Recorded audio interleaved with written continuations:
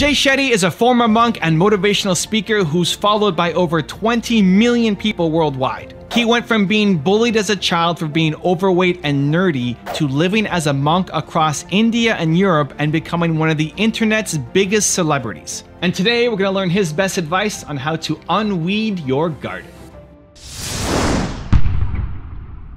Rise and shine, it's espresso time. I wake up every morning. Espresso keep me going. I wake up every morning. Hey, it's Evan Carmichael, and every morning I bring you a shot of espresso to help you believe in yourself more and start your day with confidence. So good morning, I believe in you, and let's do this. Over to you, Jay Shetty. Every morning I sit and I look at my intentions to do anything. So whether there's a new deal on the table or there's a speaking gig that I've been invited to do or whatever it may be. And in your life, it can be anything, whether you're starting a new business, you're writing a book, it may even just be an Instagram post for whatever it is. And I look at whatever my options are and I ask myself, which ones of these is a seed and which ones of these is a weed? Right. Because the incredible thing in our garden is that weeds end up looking like seeds and can confuse you. 100%. So often that thing that's giving you ego and pride and fame and control and power looks like it's amazing. Right. But actually it's just strangling you. 100%. So every day what I'll do is I'll look at the garden of my life and I will try and unweed my garden. So I'll look at everything and be like, why am I doing that? And ask myself, why am I doing that? And if the answer is not love, compassion, empathy, growth, right, personal push, sacrifice, service. If the answer is the opposite, greed, money, power, fame, if those are my reasons, right, then I have to take that weed out. 100%. I have to pull it out because if I don't pull it out, that weed's gonna keep growing. Right. And one day it's gonna be so big, right, that I wouldn't even have seen it. You are what you think about all day long. If you think that you're not good enough, that you can't do it, that it's never gonna work, then you're right. And if you think that you are capable, that you can do it, that it will ultimately work out, then you're also right. The question is, which thoughts will you spend all your day thinking about? So the biggest thing that's been a weed in my garden has been the fear of disappointing people. I'm afraid of disappointing people. It's still my number one fear. It's always been my number one fear. And it used to handicap me a lot more than it does right now, but it's still there. It still exists. The unweeding process is something that has to be done consistently because the weeds keep coming back. I'm afraid that I'm gonna make this video and nobody's gonna watch it. I'm afraid that people are gonna watch it and you're not gonna like it. I'm afraid that you're gonna pick up my book, Built to Serve, and trash it and hate it and say it's the worst thing you ever read. I'm afraid that you're gonna spend money to go to an event that I'm speaking at and you're gonna be disappointed and say it was a waste of time. I constantly have these thoughts in my head, and the thing that I'm maybe most proud of is being able to handle those thoughts, recognize them for what they are, pull them out of my brain and go and do it and act, because those ideas and whatever they are for you, they keep you small. If I kept thinking like that, I would have never made my first video. I wouldn't have this business. I wouldn't have this impact. I wouldn't be talking to you. We wouldn't know each other. You wouldn't be subscribed to this channel. I'm sure you'd get it somewhere else, but not exactly like we can deliver, because this is Believe Nation and it's something special, right? None of this would have happened. I'd be living a shell of what I could be. And that's what I want for you as well. To recognize the chatter in your head that is keeping you small, that is preventing you from going off and building something amazing, because you know you're capable of more. Deep down, even if you're a super high achiever, you know you're capable of more. You know that this version of you right now is not the best you can be.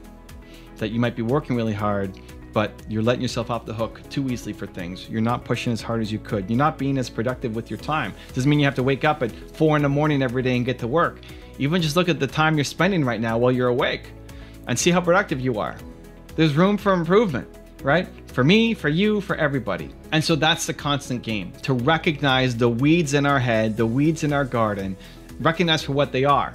Stop convincing ourselves that we can't do something because of this excuse that we've made up, this reason that our friends and family have told us that we are capable. We just need to rip out that weed and get to work. Now, I've got a 3-step process that I use to get over my fear of disappointing people that I think would be really helpful for you as well. But before that, a special message from Jay. Hey everyone, I have been reading a bit from my friend's book, Evan Carmichael, Built to Serve, and I wanted to share this with you. So according to a study by Carnegie Mellon University, people with supportive spouses are more likely to give themselves the chance to succeed. They studied 163 married couples and found that people with supportive spouses were more likely to take on potentially rewarding challenges. Those who accepted challenges experienced more personal growth, happiness, and psychological well-being. Now, I can truly say that I've experienced that in my life. When I first met my wife, I was just starting out. I had never released a video. I hadn't created any content, and she was such an important part of feeling supported on that journey. So whether you're in a relationship, whether you're dating, whether you're married, or even if you're single, being supported by friends and a strong community is important. Built to Serve by Ellen Carmichael. Great book on how you can find your purpose, and also on reminding us that we can all make a difference in the world. Thanks, Evan. Okay, so how do you do it? How do you unweed the garden? How did I shift from always being afraid of disappointing people to actually taking action? 3 steps, let's go. Step number 1 is shift to service. One of the greatest things that helps me is reminding myself that what I'm doing is of service to others. That I'm not just here to talk into a camera for myself and have this video I can watch back, right? It's of service. At least that's the intention. Whether it hits, 1 million people or 4, hopefully it's having an impact on at least 4 people. It's of service. And I remember being backstage at a giant event and I was panicking and I blanked out and I just looked behind the curtain at the audience and I reminded myself, I have to do this a lot, to be honest, when I'm speaking at big events. I look at the audience and I remind myself, I'm here for them. I'm here to bring value to them, that I know things that they don't know yet because of the experience that I've had and gone through. And I'm here to go and help them, that it's not even about me. To get out of my head, because the fear of disappointing, the fear of letting people down is very selfish. Where stop being selfish and go serve. And every time I switch to service, every time I switch to I'm here to help somebody, that I have a message that can mean something, it gives me more courage. It gives me more boldness. It helps me get out of my own way, and it gives me the momentum I need to actually take action.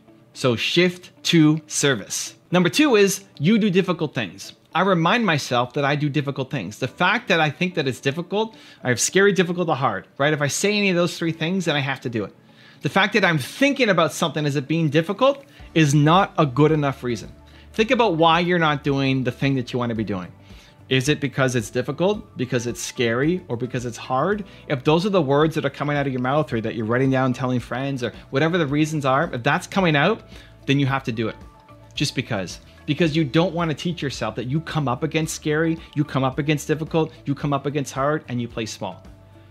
Even if it has nothing to do with your ultimate goal and ambitions. You train yourself. This is one of the greatest things I think that has helped me over the past decade, is training myself that I do difficult things. Whether it works out or not, whether I get a result or not, whether I end up winning or not, most times I don't win, but I'm proud that I showed up, that I did the difficult thing, that I tried my hardest on the difficult thing. That's where self-love, self-confidence, self-esteem, self-respect, all of it, that's where it comes from, by you doing difficult things. Every time you come up against something difficult and you let yourself off the hook for it, you lose some self-confidence, you lose some self-respect. If you've set a goal and then you didn't follow through because you had a tough day, the next time you set a goal, you might be motivated in the moment, but then you look at that goal the next day and say, I'm not going to do that. I can't do that. Look at all these other goals that I haven't done and haven't hit.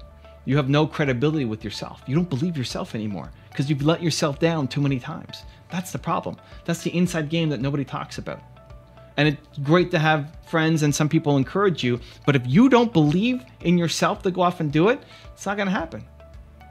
And so that's where when you say you're going to do something, or when something is really difficult, you go off and you do it. You give it your best shot, and then you recognize yourself. You pat yourself on the back. Adopt that mindset that you do difficult things and your life will change. And then step number 3 is be around it 24/7. So whatever it is that you want more out of life, be around it always, constantly, every day, so that there's always some kind of reminder from your environment here to what's on your cell phone background, your computer background, reminders, notifications, videos that you're consuming. We're constantly being bombarded by information that doesn't actually even really help you that much. Think about how much time you spent consuming content on social media networks this week that haven't actually helped you. That's just been a waste of time. If you flipped and took some of that time to actually being intentional about what you're consuming, to say, I am watching this not because it's some gossip or some news thing that doesn't impact my life, because I'm trying to get better, because I want to learn how to improve and change my life. Being intentional with your learning, being intentional with what you wear, being intentional with your office environment, being intentional with how you set up your morning routine, intentional with everything. If you did that, again, your life is going to change. Whatever you want more of, it needs to be constantly around you in your life. Right? There's a famous saying that if you want to learn Japanese, you go to Japan. You want to learn this new mindset? You want to learn and make that shift in your life? If you're around it once a week, it's not going to happen, right? If you learn Japanese from a textbook once a week, it's going to take you a long time to learn Japanese, and you'll never become fluent. You want to learn that mindset? You want to make that shift? You want to be around it every single day, 24/7, constantly. Now, I've got a really special bonus clip that I think you're going to enjoy. But before that, question of the day, I want to know, what is one simple shift you can make right now in your habits, in your routine, in your environment, something to help you remind yourself every day to play a bigger game? What is that one thing? Let me know down in the comments below. And if you made it this far and you're still watching, I want to celebrate you. Give me a hashtag believe in the comments as well. Believe Nation, we don't just watch videos, we take action. So put hashtag believe down below. I want to celebrate you.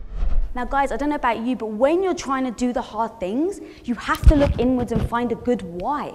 Because if your why isn't strong enough, what's going to happen? When you hit a brick wall, when you fall on your face, when you're getting that call at 2 o'clock in the morning because you have to go and fix a problem with your business, you have to come back to that why. And so for me, my why started to evolve. I loved learning. And I went from feeling like I was somebody that was just waiting, that I was stagnant, to then all of a sudden, I could learn things, I could grow, I could build things, and it started to really stir something exciting inside me.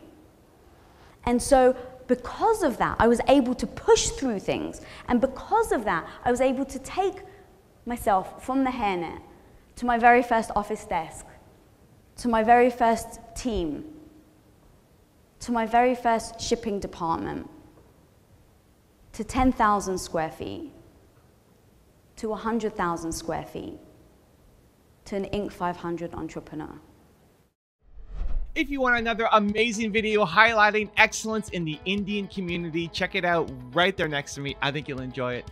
Continue to believe, and I'll see you there.